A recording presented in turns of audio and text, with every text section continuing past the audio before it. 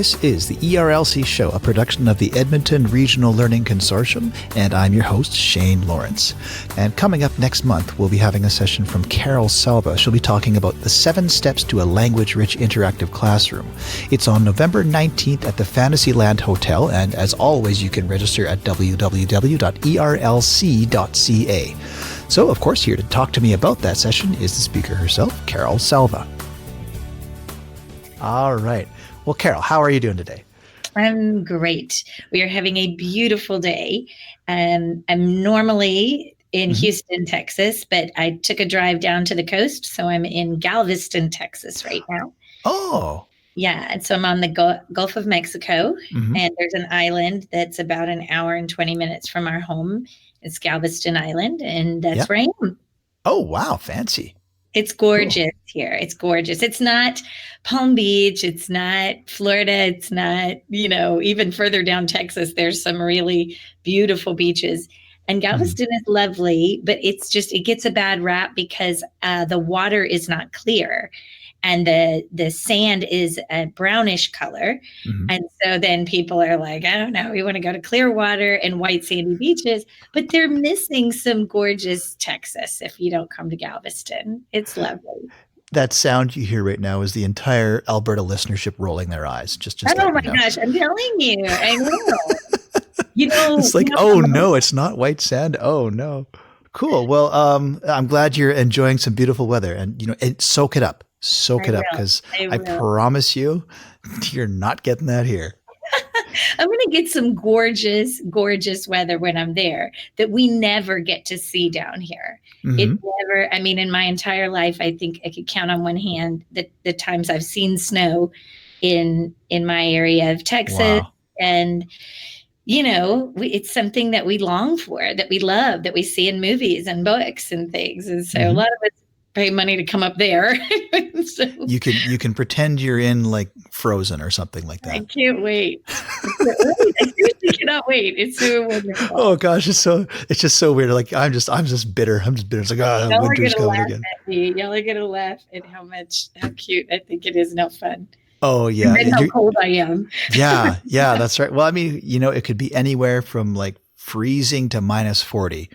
So wow. You just never know. I can't wait. We're going to be on fire regardless. Absolutely. We're going to be on fire that day. Right on. Well, tell us about the fire that you're bringing. What are you coming to Edmonton for? Okay. So it's in November 19th, I believe is the exact date. That is exactly correct. Yeah. Yeah. And so I just appreciate very much Susan Wu and some other folks have, organized me to come and do what my company, it's our most popular training, and it has been for over a decade. And it's called The 7 Steps. There's a book by John Seidlitz. There's a very popular book called 7 Steps to a Language Interactive Classroom. And so John Seidlitz, who is our founder and an awesome guy, many years back, he everything is research based. Everything, it doesn't matter who you're following. If you're doing things, there are different companies in the ELL world, like there's GLAD and there's PSYOP and there's different protocols even. But we're all saying fundamentally, or we should be saying the same things. The research-based sheltered instruction strategies is what's best practice. No matter how you do it, you should be using that. Those techniques, because they are research based. So my boss took a lot of, there are many things, as you can imagine, that you can do in a classroom, and they're all great. Well, not they're all great, but many great things, right? Some are just terrible. There are many things that a person could do. Yeah. But my boss has a gift for making things practical for teachers. Making things very practical and doable, so he can put acronyms around things, and that reminds us what to do. And this 7 steps was the first time that he took all of these things he was learning and he distilled them down to, but if you do these 7 things, if you do these, and 4 of them you could start doing tomorrow. 4 of them don't require any planning. So if you do those, I know, and it sounds great. This is very appealing to teachers because, as you know, the plate is very, very full. and we need to differentiate. We need to do different things for different populations, and that's all true. But these 7 things we've identified as, if you do these 7 things, you are doing things for your most marginalized populations and for your most struggling students, but also for a student who is learning just fine. And then you've got your kids who are going so fast that they know the curriculum before I get it, and it's helping those kids too, so and we're talking about, like, we're not just talking about like ELL classes. We're talking about just like, this is for everyone who's got ELLs in their class, anyone. Everybody. In fact, it's interesting because we are a company that serves ELLs and serves teachers who serve ELLs. All the trainings, if you go to our website, it's seidlitzeducation.com, you'll see all of our trainings, and all of our books are primarily to serve not all of them, but most of them are to serve teachers for English learners, for English language learners. But these steps, it's very, very interesting. It's just really about having a language rich, interactive environment. So as you can imagine, as you're teaching anything, you're teaching math, you're teaching pre-AP world or geo, or you're teaching kindergartners, everything. So if it's language rich and it's interactive, and you have no language learners in the room, if everybody speaks English, these 7 things will boost everybody's learning, because language rich classrooms do that. So, okay. So here's, I'm thinking, like, I think my language is, or my classroom is pretty language rich in that I talk and my kids talk. Right. And it's pretty interactive. So, I mean, but the way you're using these words makes me think there's something else kind of going on here. So can we flesh that out? Like, what do you mean by like language rich interactive? I'm happy to go through all the steps and everything, because it's all out there. Anybody who's listening that Googles 7 steps to a language rich interactive classroom, like I said, it's been over a decade, and it's one of the most popular trainings in Texas for English learners. And people love it. So you can find all the steps, and you can find people using all the strategies out there. It's not a secret. Yeah. So the thing that people love about the training is that the training is a language rich interactive training.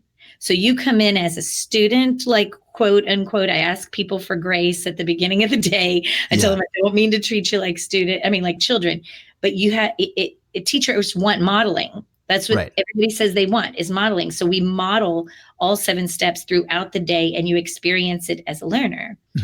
So you come to all these ahas, exactly like what you're just saying. Well, we talk in my class, and everybody talks, and everybody's comfortable talking. Well, that's huge. That's wonderful. Not all classrooms are like that.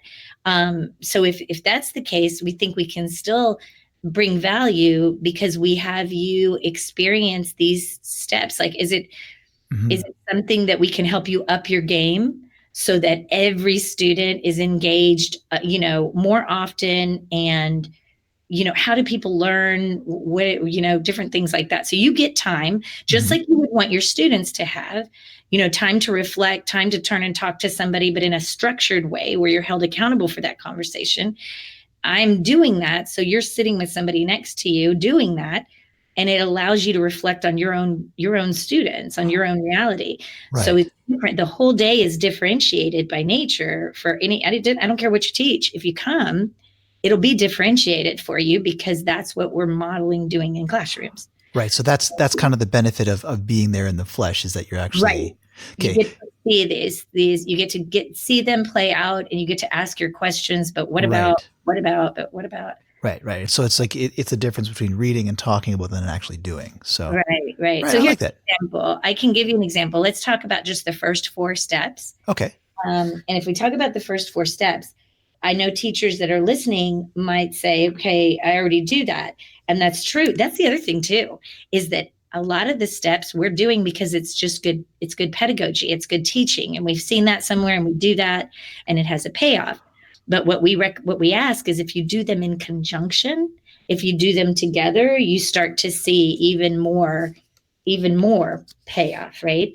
Okay. So here are the first ones. The first step is teach kids what to say when they don't know what to say. Okay. So we're going to actually have a lesson where we're going to just I mean, I make sure the kiddos know it's okay not to know, right? It's okay not to know the answer to a question. Uh-huh. So you come to school to learn. You're not supposed to know everything. But if I call on you and you don't know the answer, you can't say I don't know. You just, that's just going to be banished. There's a reason we're not going to say I don't know in here anymore. And Mhm. and again, this is your goal is a low stress classroom. Your main goal is a low stress classroom where everybody feels comfortable sharing, and everybody, even your most struggling students. Okay, So, can I just ask you one question here? Because this is, you say that you're talking about sort of all your students. So are we assuming that then we want to have both, kids who are speaking English as their native language and kids who are ELLs? Do we, like, through research or whatever, do we want them in the same space? yes. Okay, that's just a yes. Okay, just easy. I like it. know. Well, I know because I used to be a teacher who pulled students out of class to help them learn English. Mhm. And there's pros and cons to everything, right? I'm not Right. saying there can't be amazing things that happen in small groups, and when I can attend to a student's issues, in a smaller group in a focused way. There are wonderful things that can happen, but if you consider in a bigger picture a less restrictive environment for learning, that student, whatever I'm trying to teach him out in the hall about English, in language acquisition, in a low stress classroom, he might be able to, well, I would argue he could learn the English even faster, authentically listening to authentic conversations of other Right. students, and they listen to each other Mhm. more than they listen to us. I mean, that's just kind of the thing about kids. No, So absolutely. if we've created it, and then this is where I lift up every teacher, because I went back in the classroom and I didn't do these things because when I went back in the classroom, I had a group of students who couldn't read or write, and they'd gone through trauma and they had all these challenges. And I fell back on, no, but this group is different. This group really needs, to be segregated and have some help and some ramp up time. But by the end of the day, by the end of that school year, we realize no, in fact, even that group needs to be in a mainstream classroom. But what we need is support for the teacher. The teacher needs to understand like these 7 steps. And then like literacy and things like that, that's a separate issue. I'm not saying they don't need support to learn to read or write. They're in 8th grade and they don't know how to do that. Yeah. I'm saying science, social studies, content area classrooms. There are ways to teach the students at grade level, all of them. And there are ways to scaffold for your kids who are below level in a language-rich interactive classroom. So if they're sitting in the science classroom and we have scaffolds in place that support the child and help it so that it's not so hard on the teacher, that child is going to learn very quickly because they probably had something of value to add to the conversation.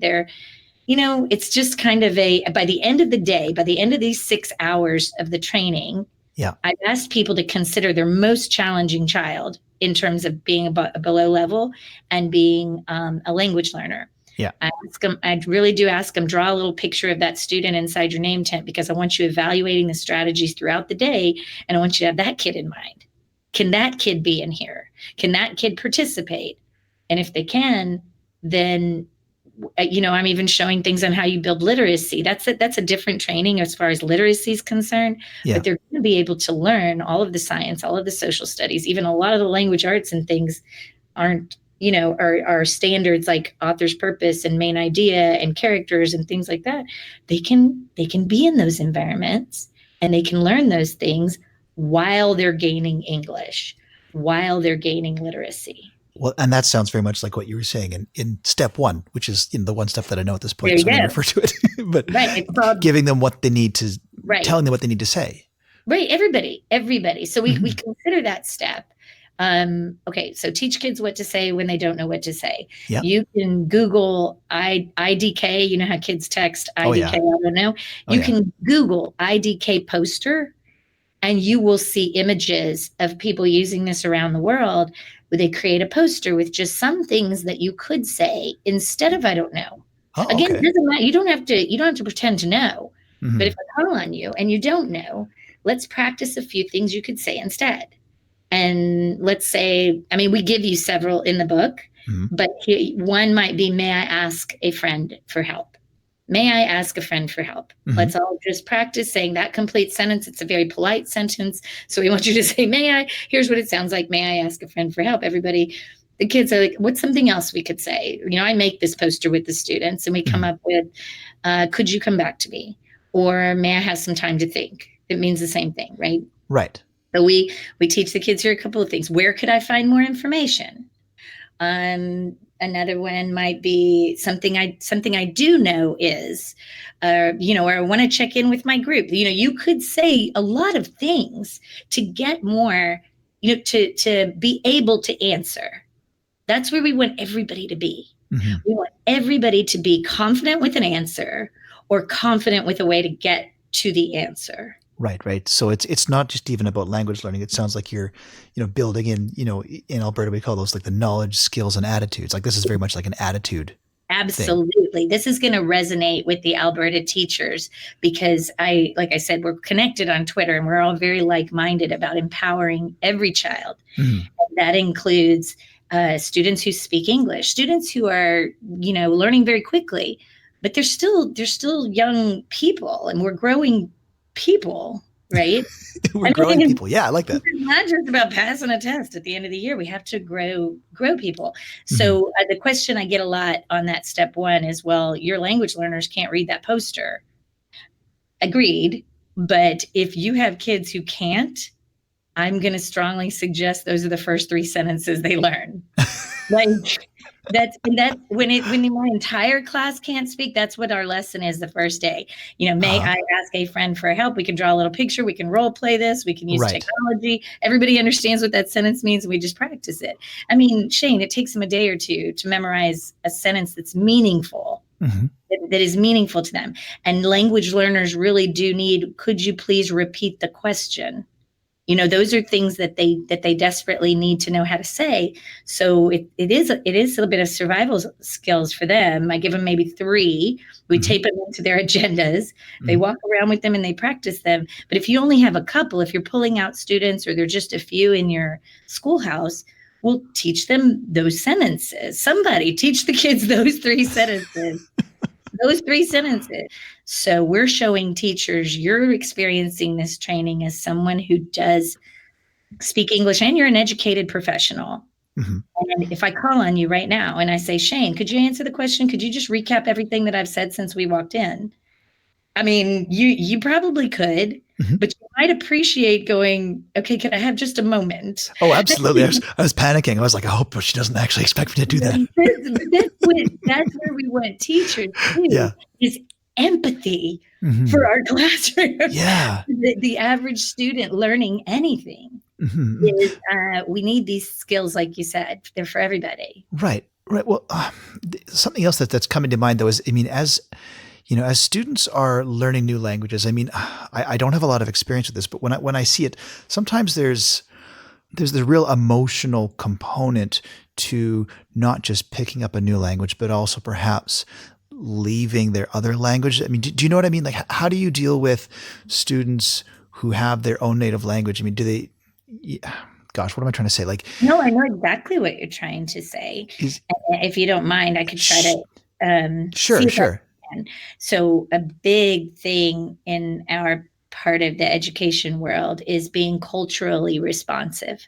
Okay. And teaching through a lens of honoring culture and using the child's culture, native language, and everything as a catalyst to learning, and really trying to help that child realize that they have language. You don't have a deficit because you don't speak my language. We're adding something. We're adding like that. Something. We're giving you. So here in Texas, actually, legally, in our Chapter 89 of the Texas Education Code, if you have one language learner, you have to do all these things, right? And one of them is you have to follow the English language proficiency standards. And all of that is wrapped under you're addressing three big things with language learners. One is the content, of course. If I'm teaching math, I have to figure Yeah. out their math needs. Hmm. One is the language. So what language do they need for this lesson? And the third is their affective needs. Okay. Affective needs are how a student feels. Right. Are they confident? Are they scared? Are they embarrassed? Are they, Mhm. are they ashamed of something? Or do they feel like, they're valuable? So that side of the kiddo, that Maslow before Bloom's kind of thing. Right. So yes, we try to help teachers see some ways to make sure that every day you've moved the target language. So if you're teaching in English, Mhm. we want all students, not just my language learners, but all students, we want to move the dial on academic language and language in general, right? And Mhm. English language acquisition, all of them. But at the same time, we need to allow and actually celebrate everything the child brings, including their native language. I mean, So what does that look like in a classroom then? okay, so here's what it might look like. So Okay. some of the other steps, I'm going to skip to a step that has us using visuals and vocabulary. That's step 5. Okay. So step 5, we just recommend you use visuals and vocabulary strategies Mhm. that address your objectives, that address your target, your goal, whatever. We're good today, whatever your goal is for the lesson. Maybe today we're learning the difference between monarchies and dictatorships, or something, right? Right. So those are my content goals. That's what we have to teach today and they have to learn. So I just ask teachers to consider, really, we all want teachers to consider what language will the students need to be able to do this, right? Right. So in my mind, if you just, I know you may not be required to do this, but if you tag on a language goal with that content goal, and this speaks to content teachers a lot when I ask them about exit tickets, Mhm. like a ticket out. Sometimes it's an activity. Sometimes it's a little thing they write on the way out. Content teachers, this resonates with them because they say, oh yeah, that's how I'm going to know what they got. I get a formative assessment. I look through all those little exit tickets and it directs my teaching for the next day, right? So you Right. get, there are many good things about having students do exit tickets. Mhm. So I recommend that teachers think about, well, what's a sentence? What would be the beginning of a sentence Mhm. where if all your kids said it this way, it would be a win. It would be a success for you as a teacher. Let's even put some academic language in there. So one key difference Mhm. or similarities or differences between monarchs and dictatorships include, none of my 7th graders are really speaking like that. No. So it would be a great thing that they do. Right, because you're pushing them forward just a little bit. Right. Everybody's Right. going to own more language. If I say, guys, before I start the class, this is what I'm going to expect when you leave. Everybody's going to be writing a little ticket in your journal or a little ticket for this box that says similarities and differences between monarchs and dictatorships are blank. Right. And we say it all together. Let's say it all together because I don't want you saying the thing and the thing and the Mhm. thing. I want you to use these words so that you own them, So for you, that's some oral language practice. It's not authentic, Right. but you're going to get an opportunity to practice. No one can hear you. We're all reading aloud just a minute or so. And you will be able to maybe just get some phonetics, maybe just get some sight words you're going to start recognizing because your teacher's up there at the board pointing to these things when we ask that they do that. Mhm. And then, you know what, though, we're going to let you speak about monarchs and monarchies and dictatorships. We're going to let you speak in whatever language you need to speak in. You're going to be able to negotiate meaning and use everything you have. Right. So, but always we'll keep coming back to academic English because I want all my students comfortable speaking like a historian. So in my classroom, I'm not the only one talking. The students are talking and they're using complete sentences. Mhm. And so you'll have so many opportunities to hear English spoken, to practice English, to write in English.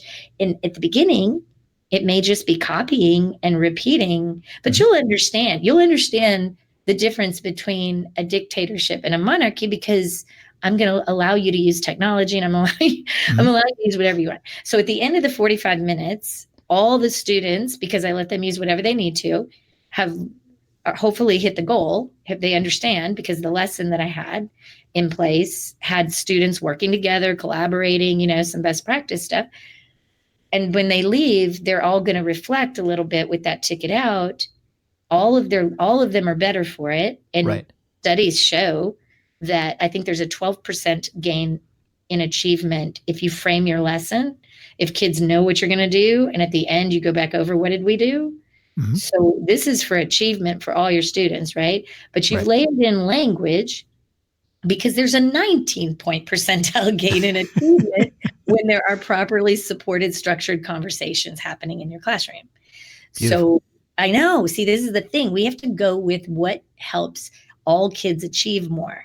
And then we tell the language learner, you've got to jump on every opportunity that is low stress to produce language. Right. So when everybody's reading together, that's low stress. Try to do it. But on your ticket out, you reflect in any language you need to reflect in, because it's about your reflection. I want you to copy the English, because every day you have to start writing in English, and I'm giving you sentence starters. So you're going to if it may just be that some of the beginning sounds, that's okay. You just copy what you can copy and reflect however you need to reflect. And as your teacher, I'll use whatever I need to use to get the gist. I'm really just with brand new newcomers. We want them to be comfortable, and we want them to realize they're in a place where they can learn quickly. So we want them to start as soon as possible joining us. And these steps help them. They shrink that silent period.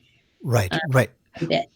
Well, okay, and you've mentioned a few times, throughout this, you're talking about technology. I mean, there's a lot of like online programs that are used to build language skills. Is that kind of what you're advocating, or is it something else?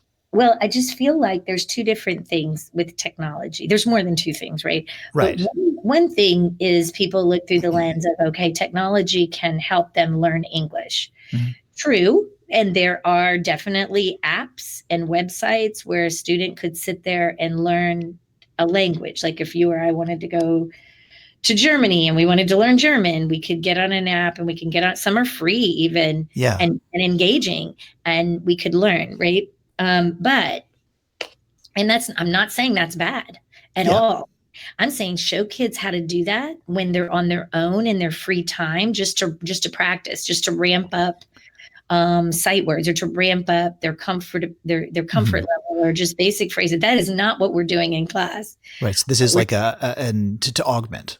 Yeah, because they can do that anywhere, and almost with any cracked phone that maybe costs a few dollars and doesn't even have a data plan, you can get to McDonald's, you can get to the library, you can get to the mall, you can get the internet. So don't begrudge your most impoverished families, your most socioeconomically disadvantaged families who have a phone.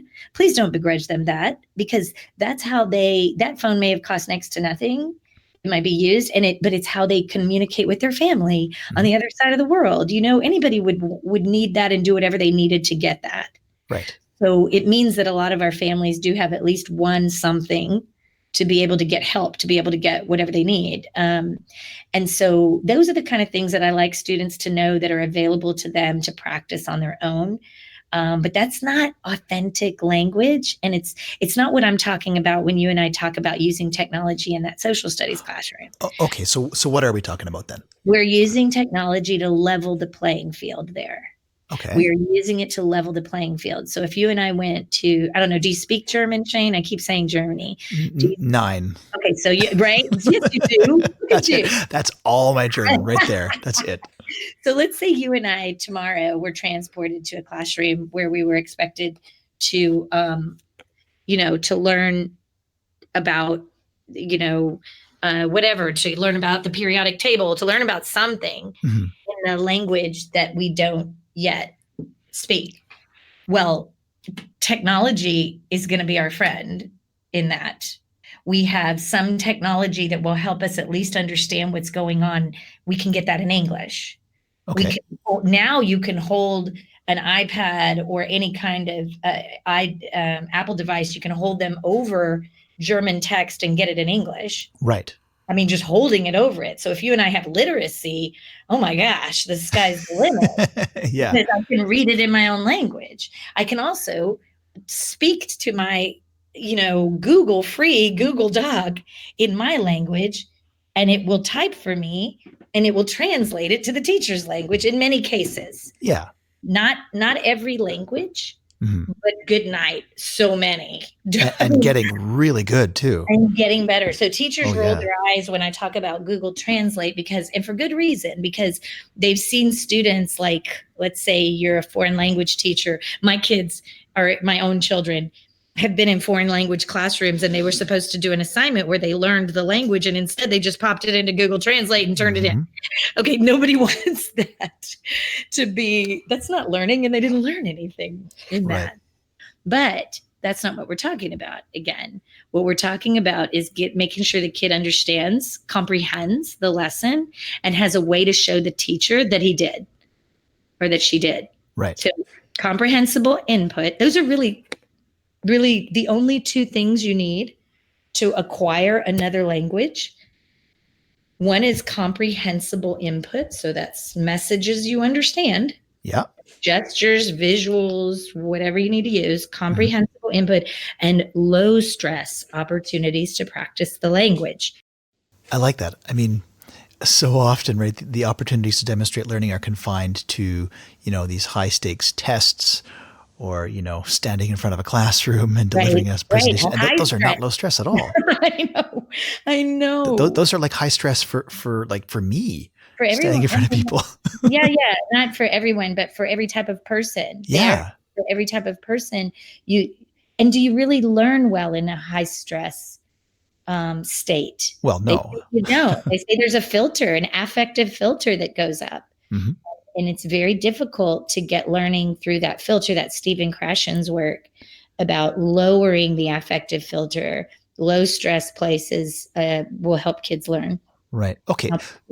So one more thought I have here then.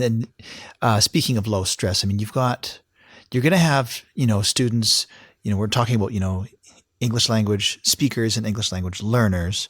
What do you do, or how can you work better with students who are struggling even in their own language, maybe not necessarily with speaking, but, with reading and writing in their own language? I mean, how do you accommodate that level of need in your classroom as well?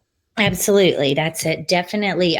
It's unfortunate that we're seeing more than ever students coming in, older students who have low levels of literacy in their native language, or maybe any literacy in their native language. I mean, there are more displaced people in the world than ever. We're at an all-time high. And so with that also comes trauma and other affective issues.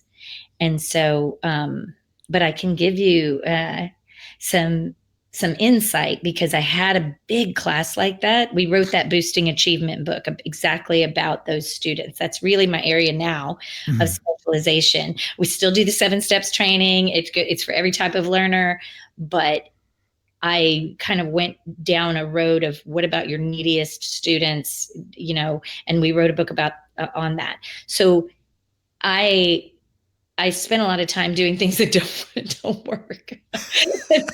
It's really unfortunate. And maybe they work. Maybe they work. You do alphabet with a 17-year-old and you really hit it hard, especially if they're engaged. Almost anything can work if a kid's engaged, right? I know there are amazing things happening, but for me, that was just not working.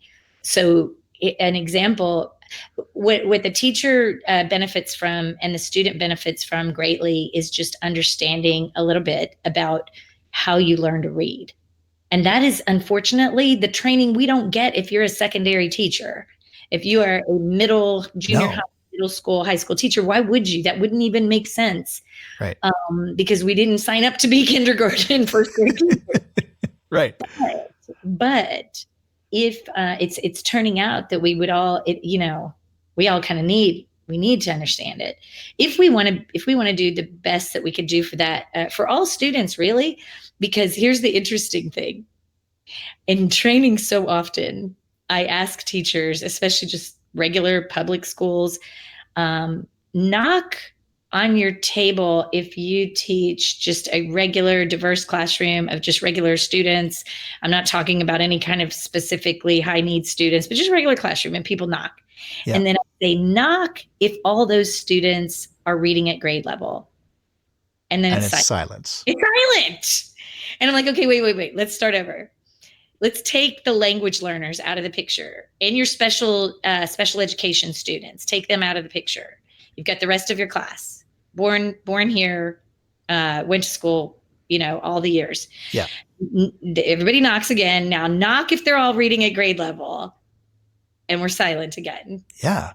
Because it's just the fact that a lot of kiddos are going through the years fake reading.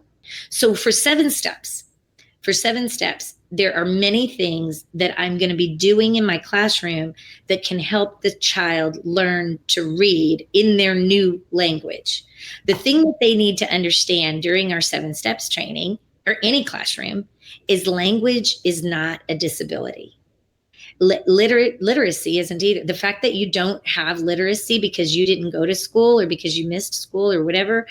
That's not about a cognitive issue. That's a lack of opportunity. Mm.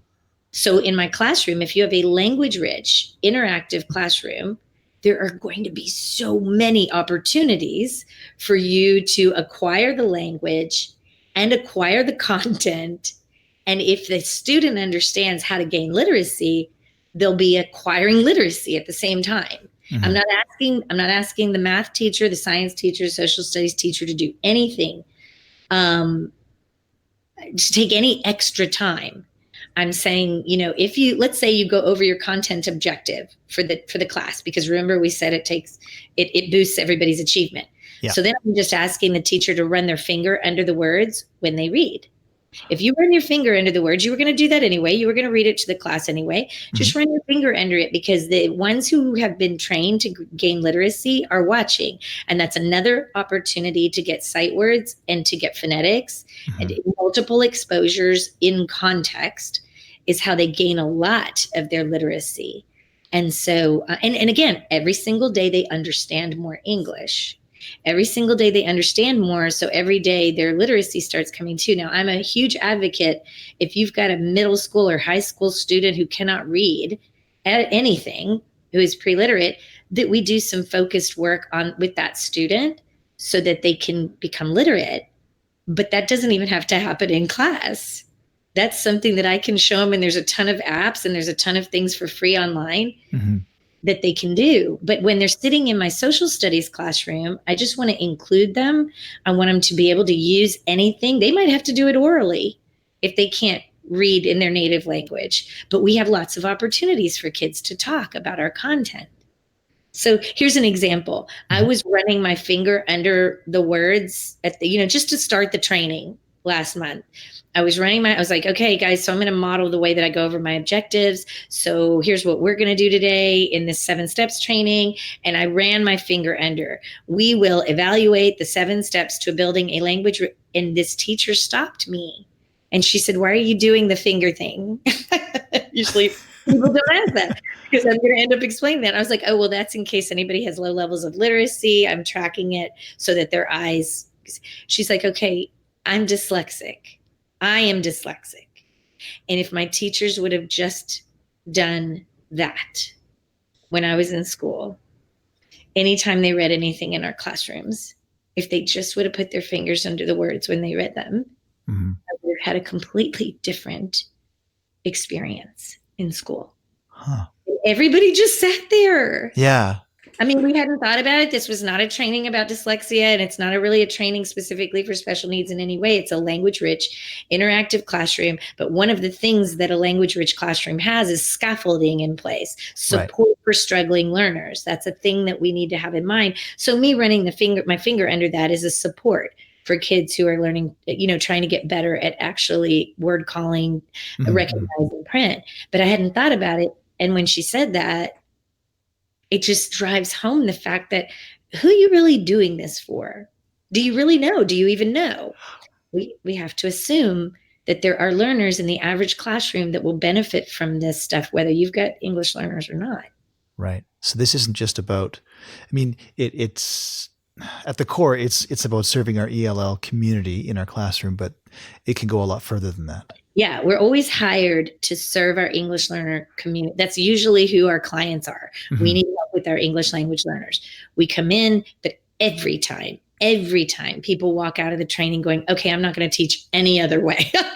This was such a transformative experience. Right. Well, what I like about a lot of what you're saying is this doesn't sound like another thing to do. This sounds like another way to do. Right? This is pedagogy. It has to be. And we draw on what teachers bring, which of course, you've got a diverse room in front of you, no matter where you go. And so they're working in cooperative groups at their tables whenever I ask questions and things. So you've got the brand new teacher there. You've got the seasoned teacher. You've got the one who knows a lot about ELLs and the ones who've never had any ELLs. But together, that group, I can take the entire room to some really high levels of rigor with English learner best practices, because whenever people work together, you can. So they're experiencing the kind of principles that we know this stuff, but there's so many things piled on a teacher's plate. Oh, yeah. Oh my God. Yeah. There's so much. And also default teaching. Like I trained this exact training for years, and then I got put back in the classroom with all students that didn't have literacy, and they had all these other issues, and I didn't do it. I didn't do the 7 steps. I didn't do it because it didn't make sense to me. Well, they can't read a sentence frame. What am I going to put a sentence frame? Speaking complete sentences, they don't even know when, it didn't make sense to me at all. And so I spent time doing things. I was trying to teach them the alphabet. I was trying to settle everybody down. They said it looked like I was playing whack-a-mole. I just kept running around the room. Sit down, sit down, sit down. And I know good. I have good classroom management. But you go into like default teaching every year. The kids are different, and this group was really different. So I had people come in and watch me. And I was like, please, okay, now I'm throwing open the door. Somebody help me. Why can't I do some things they can do with kindergartners? Like, what is going on? Yeah. And they said, you know those 7 steps you trained us on? Why are you not doing any of them? And I was like, in my mind, I was explaining, well, they can't do this, and they can't do this, and they can't do this. And the guy named Joseph Maurer, who is just a master teacher in our district, and I write about him all the time. And Joseph was one that came to watch me, and he's like, Carol, okay, you keep saying can't, and that they're not going to get anywhere if you focus on what they can't do. What can they do? Everybody can repeat. Everybody can copy. Some of these kids understand more than you can even see, because now it's been a couple of weeks we've been in school, so they understand. Let's focus on the glass half full and just do those steps. Repeat, have people chorally read, have them turn and talk, let them use native language, but keep coming back to it. Was like magic. It was like magic, because these things work. Teaching them all what to say instead of I don't know right off the bat. Of course, why wasn't I seeing that to be big part of the answer? Anyway, all 7 steps worked with that group. And then what I needed was, again, how do you teach someone how to read? And that's why we wrote the other book about boosting achievement. If your world is all students, they're called SIFE, students with interrupted formal education, or students with limited or interrupted formal education, then that book kind of incorporates these techniques, but it's very much about basic literacy while you're teaching kids at grade level in grade level classrooms. Awesome. Yeah. So wow, that's even more. So Carol, you're coming to Edmonton November 19th, so people can obviously come and sign up for that session. I hope so. And spend the day with you. I promise they will love it, because it's the foundation. It's the training I got before I ever had any of those students that had interruptions in education. So I got this training. I loved it. Everybody loves it. And it's actually what I needed when I had to sit back and go, okay, what I'm doing is not working. Right. What do I need? What foundational things do I need to go back to? So everybody can benefit from it. If you have no language learners and you never have, you will love the day. You will love it. Beautiful. And if people want to just reach out to you before then or afterwards, how do they do that? Well, they can find me on Twitter where Shane and I are always hanging out. Yep. We're quite often connected on Twitter. And so my Twitter handle is MS Salva C. My first name's Carol. So I tried to do MS Salva. It was taken. So MS Salva C is my Twitter handle. And people can go like to find everything, like a lot, like that book.